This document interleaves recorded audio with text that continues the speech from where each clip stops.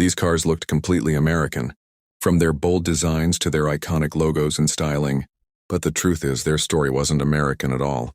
It was Canadian. They were secret Canadian creations, born out of laws, tariffs, and political decisions, and for decades they created an entirely separate automotive world in Canada. Monarch was a special brand created by Ford specifically for the Canadian market, and while it looked a lot like a Mercury, it was designed to meet the unique needs of Canadian dealerships. Its purpose was to provide smaller town dealers with a mid-priced car that could fill the gap between Ford and Mercury, giving buyers more options even in areas with limited product availability.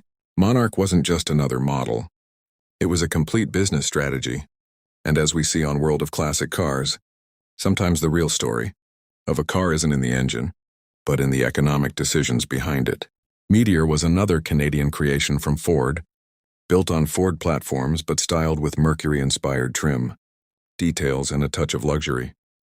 It was neither fully a Ford nor fully a Mercury, but a balanced combination of both, designed for buyers who wanted a little extra refinement without paying a higher price. Meteor is a clear example of how manufacturers could create a completely distinct identity from a single platform, adapting products to fit market demands.